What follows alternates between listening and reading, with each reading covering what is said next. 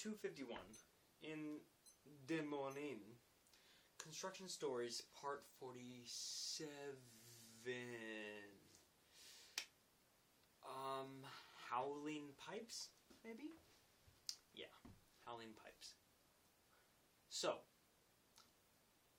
the cells for the pontoons have drains in them because stuff like water gets inside of them. And that water needs a place to go because there are walls that enclose it, walls and floor. And so when there's walls and floors in the way, it makes a containment unit that stuff doesn't get out of because it's contained.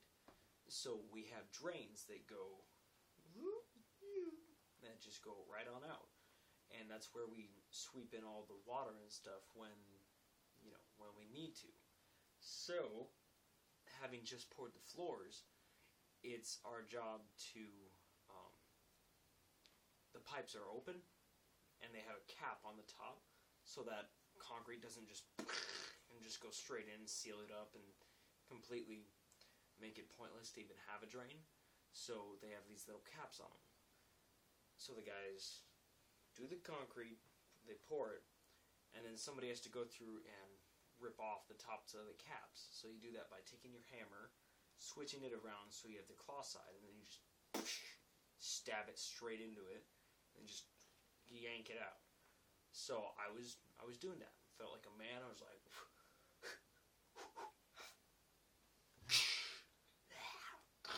and just beating the crap out of these things, taking them out, so hard, so fine, and it's like the beginning of shift.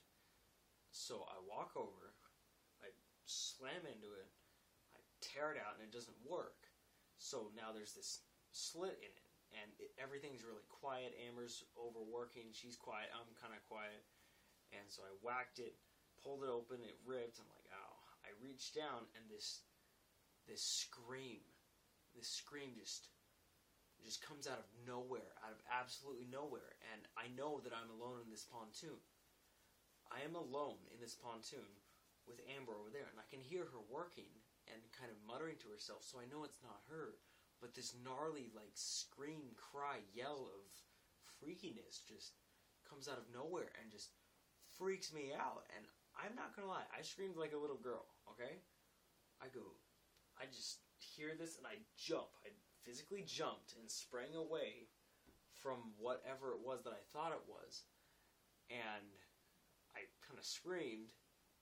I totally screamed. No shame. It totally happened. And then I was just like,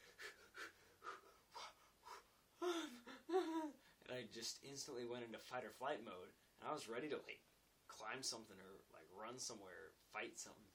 And then I hear Joe laughing.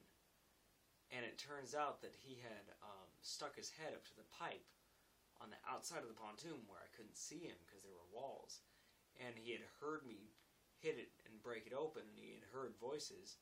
And so he just screamed, and it flipped me out. And I'm like, I just saw my life flash before my eyes. And I'm ready to, like, kill something. And Amber's over there, and she saw the whole thing, and she's just yucking it up so hard. And I'll admit, it was really funny. But it freaked me out. And, yeah, that's all I have to say about that. Man. And then I had a conversation with Joe about what types of jokes are acceptable in the workplace and whether or not he'd ever gotten punched for doing jokes before.